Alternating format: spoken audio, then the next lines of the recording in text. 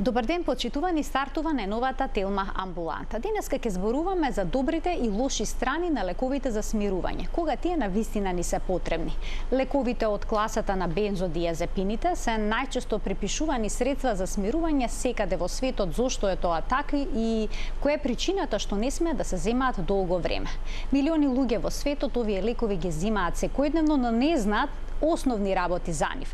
За кои болести се наменети, создават ли несакани ефекти или пак зависност, и за сето ова повеќе од разговорот со денешната гостинка, а тоа е професор доктор Лиljana Игњатова, психијатар од медицинскиот факултет во Скопје. Професорке, добре дојдовте повторно во студиото на Телма. Добро ве најдов и благодарам за поканата.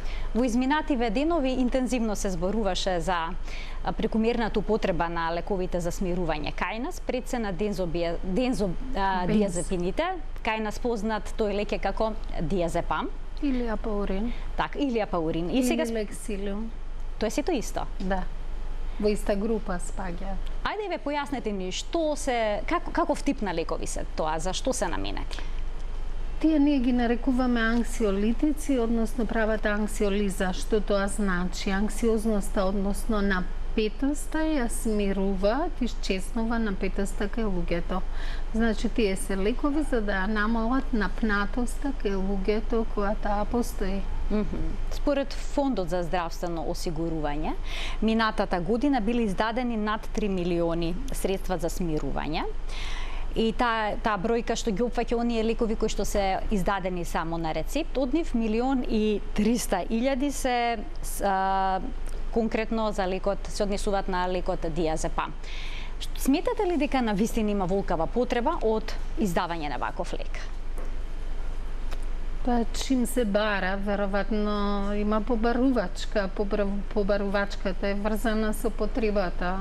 Значи, сигурно луѓето имаат потреба да ги употребуваат.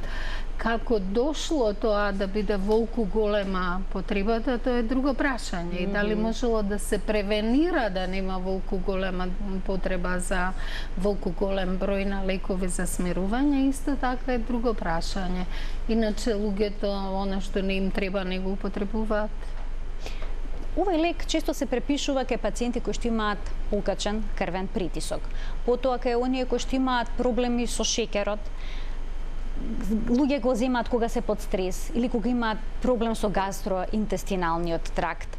Помага ли во овие случаи? Тоа е ситуацијата за која јас зборувам како дошло до волку голема потреба, затоа што најголем број од луѓето кои сега ги трошат тие големи количини се луѓето кои веќе имаат развиено потреба за лекот и кои го употребуваат затоа што ги релаксира, ги опушта, ги смирува и така натака. Но дали треба тој лек да се препишува кај разни соматски болести без да се процени ризикот, дали тој лек кој е адиктивен и ствара зависност ќе развие кај лицето зависност и потоа лицето ќе има неодолива потреба да го зима лекот, тоа е значајно прашање. Така може да се превенира да не произведуваме натака голем број на луѓе кои ќе имаат потреба од овој лек. Значи, кај соматските болести, дел од нив секако се психосоматски, ние како што велиме, значи и психичкиот фактор допринесува за соматската болест, но ако имаме поголем ризик дека кај тоа лице ќе развиеме јатрогена зависност со препишувањето на лекот, и како треба да размислиме или подобро да кажам да не го даваме тој лек кај тие луѓе и без тој лек може да се заврши работата никогаш. Тој е лек кој брзо делува, ефикасен е, им се допаѓа на луѓето, особено ние што сакат одма да им поминат симптомите, да си ги скратат маките. Тие секој човек, ако видат дека постои некој лесен начин, ќе им се допадне тој начин, но предизвик за нас е за лекарите да процениме дали тој лесен начин потоа ќе произведе неквалитетен и тежок живот за луѓето. Професор, ке постојат ли одредени хронични болести, телесни, соматски болести, кај кои што овие лекови се дел од редовната терапија? А дали тоа се случува кај нас? Да, се случува. Се дава во редовна терапија, но не би требало да биде така. Не би требало да биде така. Значи, кај голем број од луѓето не може да остане редовната терапија со бензодиазепини непроменета, затоа што тие се лекови кои ствараат зависност и колку подолго ги зимаш, толку ви треба поголема и поголема количина од лекот и дозата расне, и тоа се случува како раснат количините што се побаруваат. Ако на некого му било препишано една таблетка заради покачен крвен притисок подоцна, ако развие толеранција и зависност кон лекот, таа една таблетка нема да му врши работа и ќе му требаат 2 таблетки. Потоа, ако не пие 2 таблетки, станува анксиозен, она за што се употребува лекот, како, значи, станува напнат против напнатоста, после е последица затоа што дозата е мала, односно луѓето развиваат толеранција, не затоа што тоа се лоши луѓе или затоа што тие не слушаат и затоа што тие не сакаат, него тоа е природата на болеста.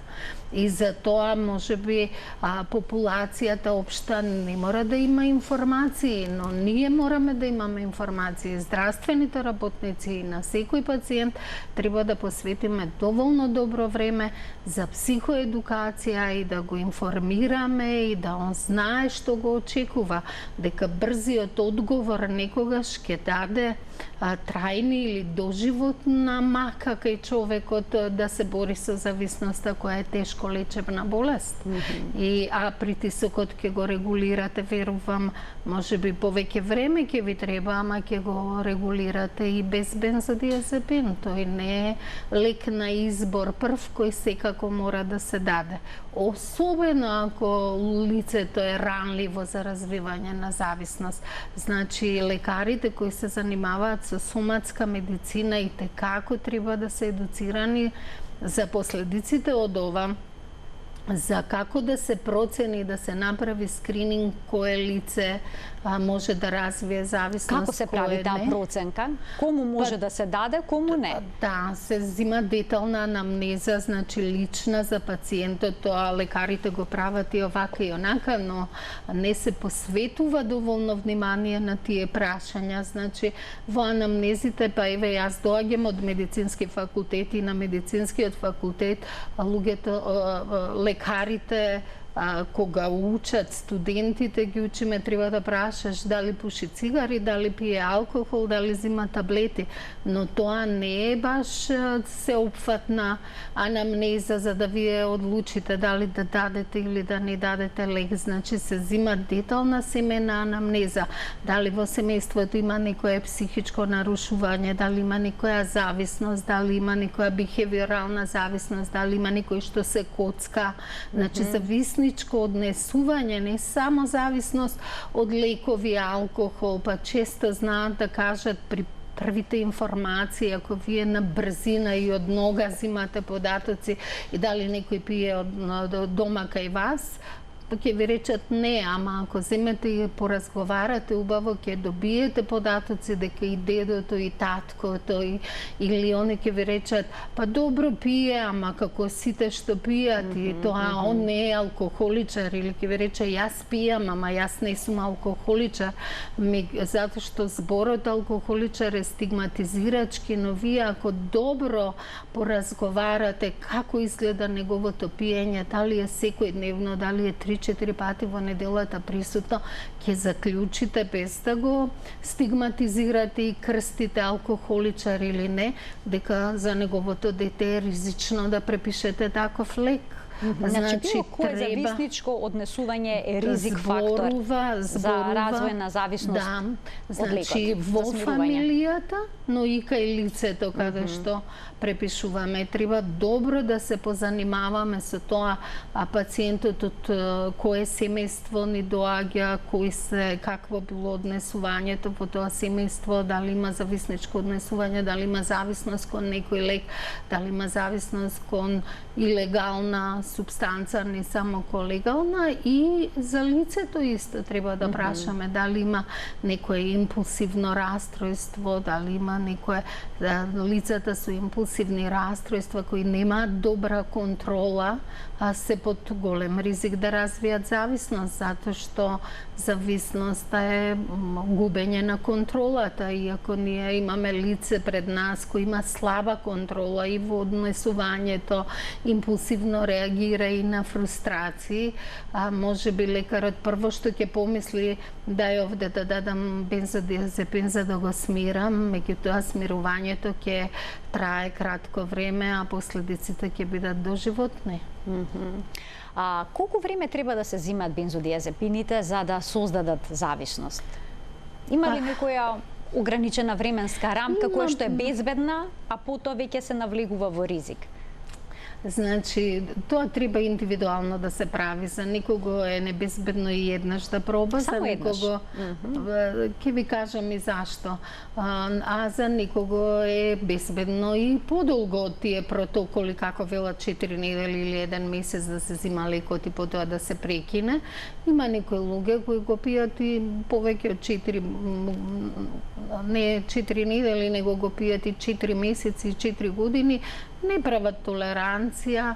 Има некои луѓе на кои не им се допаѓа лекот кога ќе го пробаат, имат некои луѓе каде што не дава никаков ефект и тие не се под ризик. Луѓето каде што лекот не дава ефект, луѓето каде што не им се допаѓа ефектот или не прават толеранција, тие не се под ризик, ама тие нема ни да го сакаат лекот. Ќе ви речат тој не ми одговара, тој не ми е добар. Луѓето го пијат, слушам, сите го пијат, мене многу лошо ми делува, не ми е добро со него. И тие не се луѓе под ризик. Но има луѓе кои првото пиење на лекот ќе им ги реши симптомите, ќе го опушти, има феномен. Ова е за мене, ова е мојот лек. Ова е доброто, ова е нешто што мене ми требало. И тоа ќе биде за жал само на почетокот така, потоа ќе произведе многу повеќе мака и штета и многу понеквалитетен живот, кога лицето ќе развие многу висока толеранција, ќе му треба многу висока доза, ќе почне да има проблем со меморија, несеќавање, ризично однесување заради употребата и така натака. Значи, тие се лекови кои ги оштетуваат, не велиме когниција, когнитивни функции, функциите за мислење, расудување, учење, памтење, значи ќе ги оштети тие функции. И многу други последици. Некои луѓе можат на терапија која треба да ја намали напнатоста и да ги смири, да ги возбуди, да ги ексцитира, да ги вознемири и да станат агресивни, наместо смирување да добиеме агресија, агресија кон другите луѓе, агресија кон сами себе, а да не зборувам кога со тек на време дозата станува недоволна заради зависноста и толеранцијата, во абстиненцијални кризи какви можат да бидат. И ние може да ги крстиме дека тие се непријатни, лоши или вакви однакви пациенти. Ама тоа е болест и ние не треба да ги осудуваме. Значи се работи за болест. Дефинитивно болест на мозокот. Тоа ние не можеме да го контролираме. Мислите луѓето кои ги пијат лековите? Тие кои што ги пијат и кои што развиле некаква зависност, тоа не може да го сконтролираат, да го прекинат. Дефиницијата на болеста е губење на контрола. Губење на контрола. Значи, ако е изгубена контролата, тогаш тешко се става нешто под контрола. За жал, не само пациентите, него тешко е и за третман, тешко е и за лекарите тоа да го третираат. Ќе ни појасните во текот на емисијата детално за третманот. Ја би сакала да ми проговорите, да кажете уште зборот во однос на толеранцијата. Како да сватиме дека сме развиле толеранција кон лекот за смирување, кој што го пиеме во рамки на одредена хронична терапија? Да, ако го пиеме, да речеме, за некоја хронична соматска болест, хипертензија, најчесто покачен крвен притисок, после некое време, ако ја имаме истата доза, може да почувствуваме дека сме напнати и нервосни. И ако спиеме второ апче од истата таблета, ќе видиме од истиот лек, ќе видиме дека ни е подобро. Или ќе почнеме да имаме несоница, да не спиеме навечер. И тогаш ќе земеме и вечер таблета и ќе се смириме. И тоа е не баш драстично, кај некој иде многу брзо, но кај најголем број од луѓето тоа оди споро.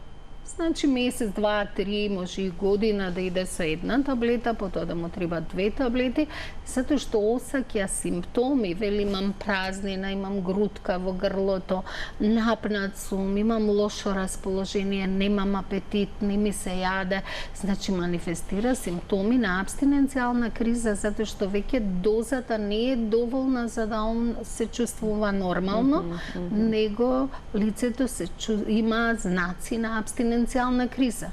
Мора да ја зголеми дозата за да минат тие знаци на абстиненцијална криза. Но тоа пак е за некој период само, затоа што после одреден период и таа зголемена доза станува недоволна и треба уште поголема. Тоа е повторно заради случувањата во мозокот, она што се случува под дејство на лекот на мозокот, односно се менува структурата внатре, се менува бројот на рецептори кои го барат тој лек, се зголемува нивниот број, како јас им објаснувам некогаш на пациентите и велам тоа се гладни усти, ако на почетокот имате 2 гладни усти, потоа имате 4 па 6 па 8, за нив да ги нараните треба 4 па 6 па 8 таблетки, све повеќе и повеќе. Многу луѓе овие лекови за смирување ги земаат бидејќи имаат несоница за да заспијат. Но можат ли да си го продлабочат проблемот од ова што сега го споменавте? Дефинитивно, тие се ризик за све што се даваат, потоа се јавуваат истите симптоми во потешка форма како симптоми на абстиненцијална криза на лекот. Односно, ако сака да го регулира сонот со хемиски, со таблета за спиење, да, он ќе заспие и ќе рече, аха, ова е тоа. Ми се случувало пациент да ми рече, вие не ми препишувавте лек, ама јас отидов и најдов добар лекар со добар лек, он ми го препиша и јас сум многу задоволен и супер спијам.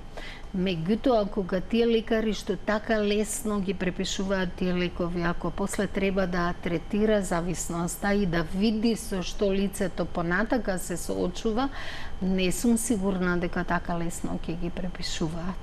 Затоа што ние ги гледаме последиците и гледаме дека пациентот се мачи за наше фрустрирачки, затоа што нема специфичен лек кој ќе го дадете и ќе мине зависноста, нема ни заменителна некоја терапија која ќе ја дадете па ќе се реши проблемот. Тоа е долготрајна рецидивирачка, хронична рецидивирачка болест, односно се повторува и пациентот дури кога минува низ некоја детоксификација да се одвикне, да ја намали дозата, да спушти толеранцијата, тоа е мачен процес. И после таков мачен процес кога ќе се случи рецидив, односно повторно враќање на употребата, е многу фрустрирачки за пациентот, затоа што вели јас поминав низ толку тежок период, се обидов све да направам и еве не знам како. Они го објаснуваат случајно или ги видов таблетите или се изнервирав дома или ми се случи ваков и ваков животен настан и јас повторно почнав да зимам. Значи тоа е природата на болеста. И ако за тоа сме свесни и ако знаеме дека квалитетот на животот на тие луѓе може да му им го нарушиме многу. Драматично. Јас не сум сигурна дека постои лекар на дуњава што такво нешто посакува за пациентите. Што е со оние пациенти што со години го земаат лекот како дел од хронична терапија? Се зголемува дозата, како што споменавте, 2 мг, 5 мг и слично. Има ли ефект воопшто тој лек? Тоа е толеранцијата, кога веќе не дава ефект. Не дава, а тие постојано го продолжи пијат. со истиот лек, ефектот веќе него му треба поголема доза.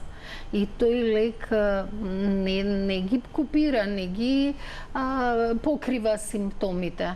Но има луѓе кај кои толеранцијата, значи како што има една група на луѓе кои не го поднесуваат добро, една група кои вели исто ко вода да сум се напил, ништо не осеќам, има група на луѓе кои со години може да пијат и да не се случи, ама знаете, ние тоа не го знаеме кога го препишуваме лекот. Тоа може во некоја иднина, кога ќе се прави рутински тој генетски полиморфизам, кои гени носиме, дали сме под ризик или не, да имаме представа на тој начин, дали да го дадеме или не лекот, кој е под ризика, кој не, но сега не, ние клинички ги гледаме последиците и сваќаме дека таму може би требало да бидеме построги кога го даваме лекот. Значи, јас за несолица, јас знам дека е наједноставен начин да му дадете лек хемија, одма има ефект, брз, тоа се допаѓа на сите луѓе, но јас се трошам и се инвестирам многу повеќе.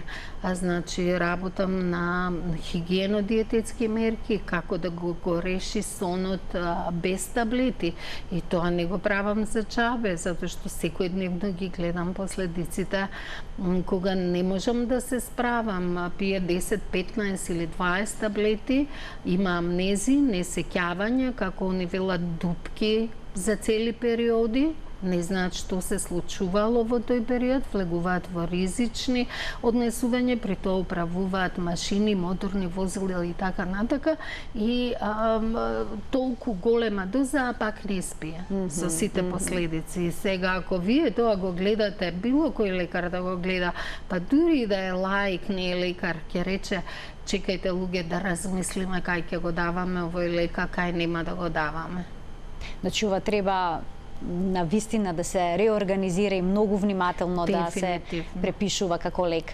Треба обука за сите здравствени работници кои... Постојат различни видови бензодиазепини.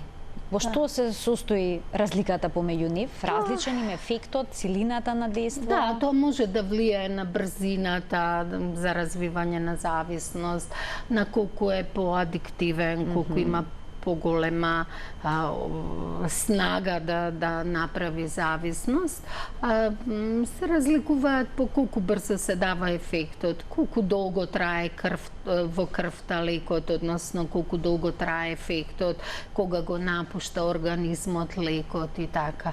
Оние што се со краток полуживот, со брз ефект, одма промптен ефект, ние што велиме, али кратко се задржува во телото, тие се со поголем ризик да се развие, попотентни се за развој на зависност од лековите кои имаат поспоро делуваат, подолго се задржуваат во телото, а никогаш луѓето размислуваат, па се шални којаш и некои здравствени работници велат ова е со пократок век, побрзо ќе излезе од телото, помалку опасно, ова е со подолг, да не биде цело време под ефектот. Значи не е така кога станува спор. А смеат да се комбинираат? Ако еден не даде ефект, да се даде друг? Значи... Дека ги споминавте на почетокот лековите под нивните имиња на кои што сите ни се познати, сите ги имаме во домашните аптеки. Може да се комбинираат ако имате индикација за тоа, и ако морате да ги дадете, па ви треба еден ваков, еден таков, ако третирате некои епилептични напади во моментот акутно, иначе тие не се лек за епилепсија да третирате долготрајно. Значи никогаш и такви пациенти среќавам, вели јас имам епилепсија и мене ме препиша лекарот и јас го пијам. Јас не верувам дека нити лекарот му рекол цел живот да го пие, нити станува спор за епилепсија. Имал епилептичен напад баш заради тоа, затоа што имал нагли прекин на употребата на бензодиазепини или некои други лекови, или можеби имал кај моите пациенти кога зборувам интоксикација, претерал со дозата од некој лек, па затоа имал епилептичен напад, па му било ординирано бензодиазепин во време на случај случувањето на нападот, но сигурна сум дека никој не му рекол ти тоа ќе го пиеш до крај на животот, но нив им се допаѓа ефектот, добро се чувствуваат и сакат да го земат пак. Не затоа што тие се лоши луѓе, него затоа што нивниот мозок е така структуриран и тоа е ранлив. Ги памети задоволствата? Ги памети задоволствата и памети што му чини добро. Јас со лица кои се возрастни и не се зависници, кога разговарам за ова, и кога ќе речем може анксиолитично дејство, значи за помала напнатост лек некој друг да употребите, они велат, ама ова многу брзо делува. Мене не ми треба тоа секој ден да го пијам, а ова ќе го испијам денес, па ќе го испијам по 5 дена. И мислат многу дека го правиме тоа реално. Мислат дека е поопасен лек кој се пие секој ден, него лек кој не се пие секој ден. Ама тоа така може да биде на почетокот, не секој ден, натака како ќе биде. Никој не може не можеме со сигурност да кажеме. Да потврди, да процени. И наместо анксиозноста да се речеше со некој лек кој ќе се пие одредено време, редовно, секојдневно и лицето ќе биде помалку нападнато, но ќе чека еден период да се добие ефектот. Нема да стигне првиот ден комплет ефектот, дури да доживее некое подобрување. А кога ќе испие бензодиазепин, веле, ама тоа одма ми делува, тоа одма ме смирува, а баш кај јас го пијам само кога сум нервозна, денес сум нервозна, после 3 дена не сум, јас не го пијам. Или некојаш пијат бензодиазепини со долг полуживот, значи кои долго се задржуваат во телото, па и исто ќе ни речат, јас не го пијам секој ден. Ама знаете, тоа останува во телото со пониска и пониска концентрација секој нареден ден, ама ако има полуживот 3-4 дена, тоа значи дека он вториот или третиот ќе почне да чувствува дека ниска е дозата, пониска е дозата и ми треба нов, но вели јас сум добар, наместо да пијам секој ден лек, јас пијам понеделник, па четврток, па недела. И тоа е подобро него да пијам секој ден апчиња. Значи, ама повторно ќе ви речам, пациентите смеат така да ги разбираат работите, предизвик е за нас, затоа им го објасниме. Психоедукацијата е многу важна. Јас велам, лекувањето е важно, ама припремата за тоа е многу важна. Значи, како за све, припремата е, ако сакате добар одговор од нешто да имате, треба добра припрема. Значи, да не банализираме, ама не само во лекувањето, во било што. Значи, да сакате да насадите нешто во бавчата, многу е важно да имате добра припрема, па после да почнете да садите, наместо без ред, па после да корните и да пресадувате. Значи, припремата е многу важна, психоедукацијата е многу важна. Значи, луѓето се сите различни, нема офиц, ова работи кај сите. Сите ќе створат зависност, или ако пијат 4 недели, сите нема да створат зависност. Значи, со секој пациент треба да се инвестирате, треба да се вложите, треба да направите психоедукација, треба да му дадете информација која не на брзина, не вети ливче и прочитај, за да знаете дека тоа го разбрал. Така. Значи, на крај крајева немат ни сите пациенти, ни сите луѓе исти капацитети. Не можете ни со истречник на сите да им објаснувате, но дефинитивно треба да се потроши време во земање на податоци од него, за неговото семејство, за неговото однесување, а потоа да истрошите време за психоедукација, што ќе дадете и дали ќе дадете, и кај лекарите, кај било која специјалност. Многу е важно да се процени корist-штета. Дали од ова што ќе го направам, ќе имам поголема корис или поголема штета.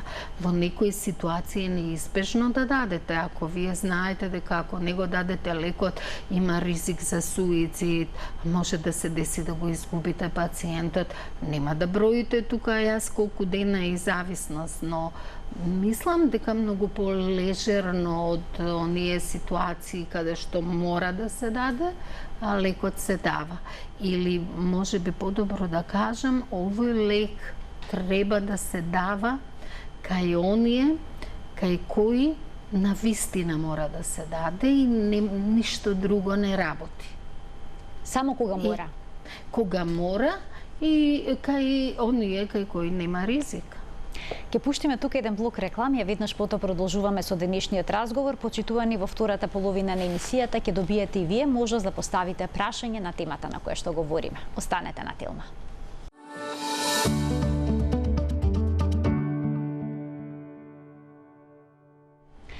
Зборуваме за добрите и лошите страни на средствата за смирување, пред се за лошите страни, како што можевте да забележите од денешната емисија. Зборуваме за зависноста што бензодиазепините може да ја предизвикаат при нивната употреба. Професор доктор Лиljana Игњатова, психијатар од Медицинскиот факултет во Скопје, гостинка во студиото, и од овој момент, почитувани, ќе можете да се вклучите и вие во програма со ваши прашања на телефонскиот број 02 3076 677. Видовме дека минатата година биле издадени на вистина многу рецепти за овој лек, 1.300.000. Тоа се официјално издадените на рецепта, а не се броени тие лекови кои што се купени приватно. Смее ли нагло да се намали препишувањето на овој лек? Може да се превенира новите препишувања. Но наму каде што штетата е веќе направена, треба сериозна грижа за тие луѓе. Затоа што нивниот квалитет на живот веќе не е добар. И веќе има одредени рестрикции да не смеат повише од волку кутивчиња, и тоа, знаете, се административни, тие не се индивидуални мерки. Некој пациент 2 кутивчиња му се доволно, а некој пациент не му се доволно. Така да они се снаоѓаат на различни начини и тие се преживувачи во оваа ситуација. И државата мора да направи сериозна стратегија и програми за тоа. Каде ќе ги упатуваме тие луѓе? А што ќе направиме ако ние речеме од утре нема препишување? Па пола од апотеките ќе бидат искршени затоа што луѓето ќе си бараат, треба да стигнат до субстанцата која живот им значи, затоа што мозокот веќе им е научен на таа субстанца. Тоа се случило, штетата е направена, ние сега не можеме да игнорираме све што се случувало до сега и да кажеме 3,5-4 сат, сега више готово не препишуваме. Сите луѓе кои добиваат терапија треба да се ревидира, со нив да се види до кај се, што се, која им е дозата и да имате кај да ги упатите. Јас како знам, немаме програма за тоа. Немаме програма за прекинување на терапијата. Значи не е едноставно воопшто да се прекине. Воопшто не е едноставно. Ако се намали лекот постепено, кај тие што има зависност, тоа функционира. Постепено намалува, ама рековме, тоа е хронична и рецидивирачка болест. А намалувањето постепено е пред третман, не е третман. Вие ќе ја намалите терапијата. Што потоа? Во која програма ќе го упатите? Кај ќе го упатите? Кај ќе превенирате рецидив? Значи, ние немаме програма за овие пациенти во земјата. Проблемот е стар 30 и повеќе години, не е од сега. Да, значи, некои имаме болници кои третираат психијатриски општо пациенти, имаат вкупно 15 кревети. За дел од пациентите треба болничко лекување затоа што е ризично амбулантски да ги лекувате. Значи можни се самоубиствени идеи, обиди за самоубиство, депресивна симптоматологија, не јадат, не спијат, не им е добро. Значи не можете во секој случај амбулантски да речете ајде полека тука ќе намалуваме. И бара, како да ви речам, голем ангажман. Не може ве 300 пациенти средете ги. Значи за секој треба доволно време да потрошите и треба да има програми за нив. Треба протоколи, треба програми да се направат. Нема таква спремност до сега, барем нема државата направено протоколи, нема програми, нема институции каде што бензодиазепинската зависност ќе се третира. Не е изградени никои мрежа на третман, имаме за опијатна зависност. И пациентите со опијатна зависност го имаат истиот предизвик, значи две зависности, бензодиазепинска и опијатна. И покрај нашата свесност на луѓето кои работат во адиктологијата, дека бензодиазепините кај нив ризик е да се дадат, дека не треба да ги дават 30 години, не ги даваме. Немаме препишано ни еден бензодиазепин кај нашите пациенти, а ако им испитате дали имат во крвта, да не речам сите, ама огромен процент од нив се позитивни, тие ги добиваат лековите некаде на друго место.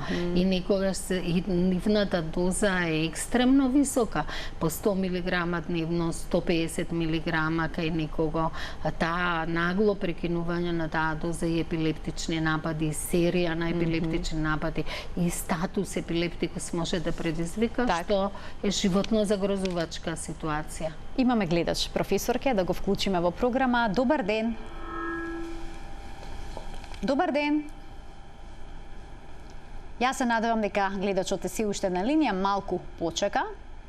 Еве уште една шанса за него. Добар ден.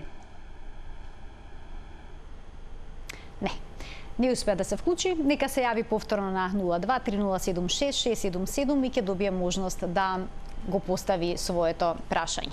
Значи, голем предизвик е лекувањето. Еве сега ќе ве прашам, што е со оние лица кои што се постојано под стрес? Дали некои средства на растителна база можат да помогнат? Добив знак дека гледачот сепак еве повторно се јавил, да му дадеме можност, па ќе одговорите на прашањето. Добар ден. Добар ден. Добар ден. Во програма сте, повелете.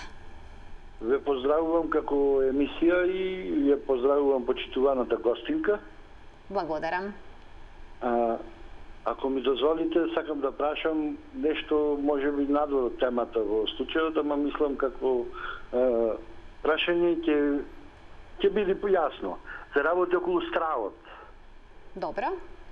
Значи, стравот како случка во еден момент, например, еве го лично за мене, се должи веќе година и пол, се случи во една сообраќајка, од другата страна беше пијан шофер, се имаше чукање и од тогаш јас досега имам, значи, страфи во градски да се возам и светото, меѓутоа ми го класифицира као стравот не бил телесна повреда. Во таа смисла сакав почитуваната гостинка, ако може да ми објасни нешто, пошто јас сум под терапија, значи работам на компјутер, работам со странска фирма и некогаш веќе не можем ни да се концентрирам од поради тоа што ве обземаат стравови.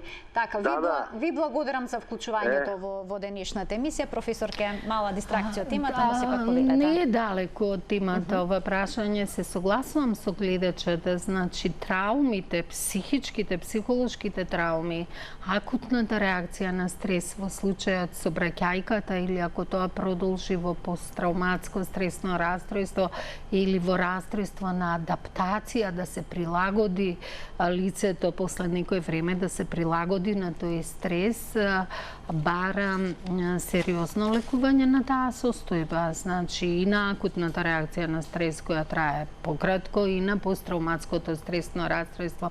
Затоа што ако не се адресираат овие проблеми, ако не се препознаат и да не се третираат, луѓето се само лекуваат и тогаш имаме голем ризик за употреба на алкохол, на бензодиазепини на своја рака, затоа што тоа е најдостапно.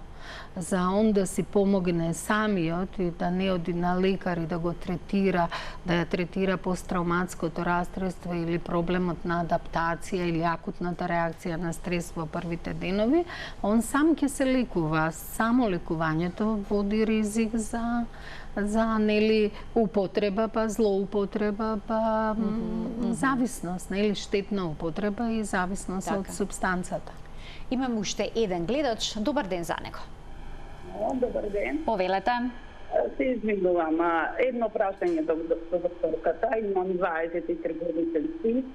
Значи не може да заспива до ни едно време, значи со 5 сабајле не може да има проблем со спиењето. не прима никакви седати, исто такви работи, вика, не сум физички испротен, викам, зашто не сум физички испротен. И не знам што е работава, значи ете така, оден слово до докторката.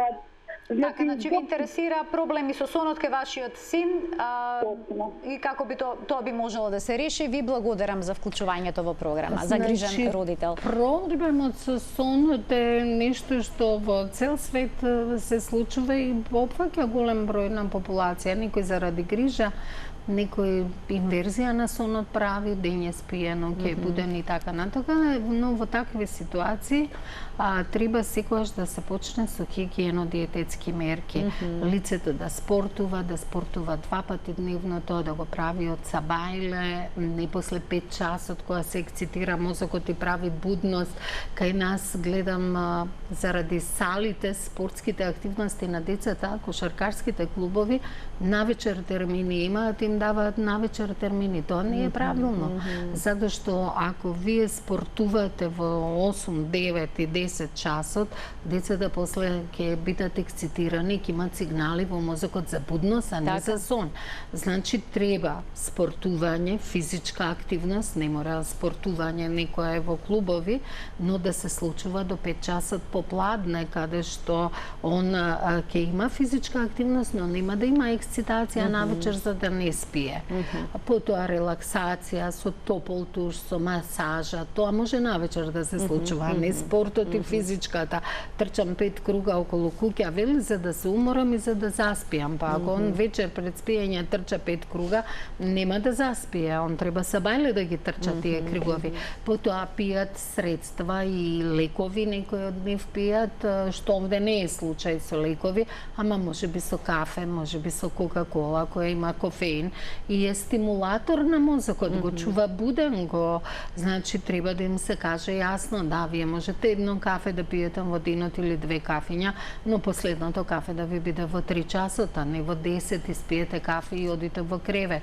Потоа сабајле спиете, целата храна и исхрана ви почнува од 3, од 5 часот, па 10, па во 12 на полноќ, па легнете со полн стомак, се зачинете со солена храна, па сте жеден, па станувате ноќе го испрекинувате сонот за да пиете вода, па заради зачинета и солена, потоа често ради многу вода станувате да мокрите и така натака. Значи хигиено-диететски мерки се многу, треба мирна средина кај што спие, постелата да се знае дека е за спиење.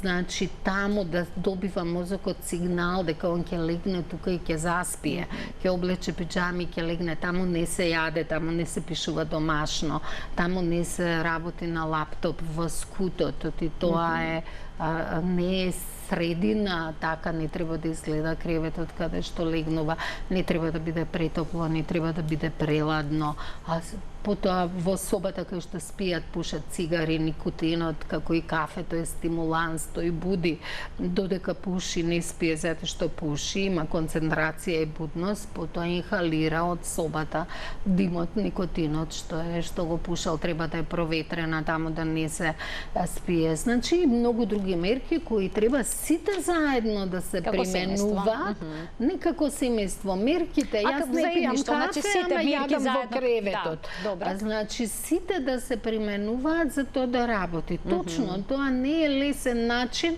како да испиеш таблетка и одма заспав и супер ми е таблетката.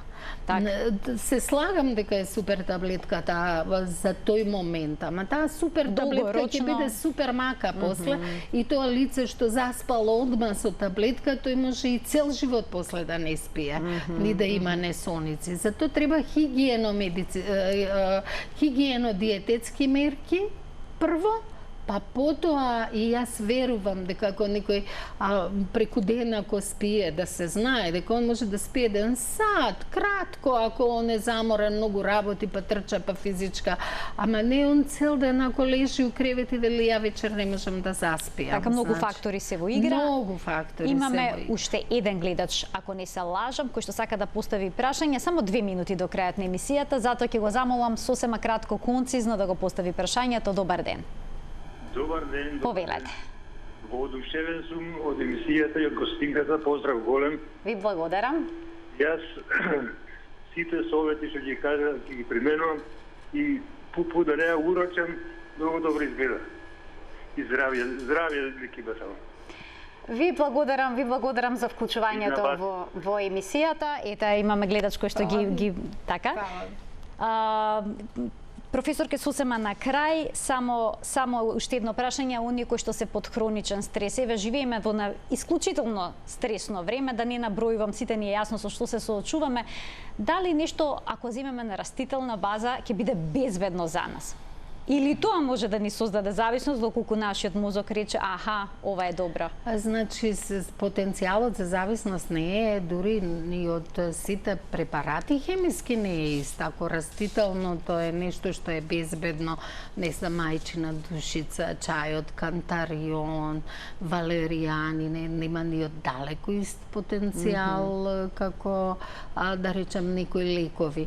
Или ако за анксиозните расстройства, за напнат, за стравовите се користат антидепресивни лекови со анксиолитичен ефект. Значи, тие се антидепресиви, ама имаат и противнапнатост ефект.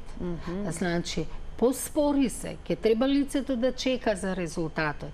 Ама нема таква толеранција, нема да ги зголемува дозите, може да има при откажување некои враќање на симптомите, ама не страшни абстиненцијални кризи како кај бензодиазепините, кои можат да бидат врзани со смрт, со суицидалност. Значи, тоа е зависност која при прекин постои ризик од смрт. Бензодиазепините и алкохолот, кога се прекинува, тие абстиненцијални две состојби се ризични по живот. Да речеме антидепресиви со анксиолитичен ефект ако се дават. Ама тоа и што пред некој ден на новинарите го кажав. Здравствената политика никогаш ги води во тој правец. Матичните лекари можат да препишат бензодиазепин. На луѓето им е полесно достапно да купи дури и без рецепта бензодиазепин, но не има така лесно да дојде до рецепта за антидепресив со анксиолитичен ефект. Би било ли поедноставно ако матичните лекари би можеле да препишат антидепресиви? Па тоа е политиката, тоа се здравствените политики. Значи, ние кога велиме се што да направиме, дали може да ги прекинеме лековите, одеднаш да направиме место 2 кутивчиња едно кутивче, па тоа така не се прави. Значи, треба здравствената политика прво. Прво да овозможите нешто, да развиете програми, протоколи, матичните лекари да им ги направите достапни лековите кои се побезбедни за да развијат зависност од бензодиазепините. Ако некој младо девојче раскина со дечкото или момче со девојката, тој нема да сака или таа да оди кај психијатарот и ќе биде стигматизирано, ќе рече таа ја раскина со дечкото и полуде таа. Значи и они за да се спасат, за да се спасат од таа ситуација ќе отидат кај матичниот лекар и ќе рече јас сум тажна, секој ден плачам затоа што раскинав со дечкото и на таа ситуација матичниот лекар од нашите од психијатриските лекови она што може да го препише се бензодиазепинските препарати. Не знаете, тоа ако ви дадат едно, тоа е како политиката влијае на практиката и како влијае на науката. Дури и кога знаат научно лекарите ова е ризик, ова не е ризик, политиката вели ти тоа смееш да го напишеш, ама ова не смееш да го препишеш. Што значи политиката здравствена во однос на зависностите е сериозна наука. Сериозна. И не може да ја прави баш секој како се мислува. Потоа, програми за тоа да се развијат исто не е лесно. Вие можете на хартија да ставите програма, имплементацијата на програмата за бензодиазепинска зависност е сериозна работа. И некојаш треба години за да ја развивате, а ние истрошивме 30 години и не мрднавме од место, на истата тема сме. Да се надеваме дека ќе мрднеме од место. Да се надеваме, јас многу би сакала. Ова беше се, почитувани во денешната Телма амбуланта. Ви благодарам за вниманието со кое што не следевте и благодарам и на професорката што одвои време и што гостуваше денеска во студиото на Телма. До гледање. Ви благодарам.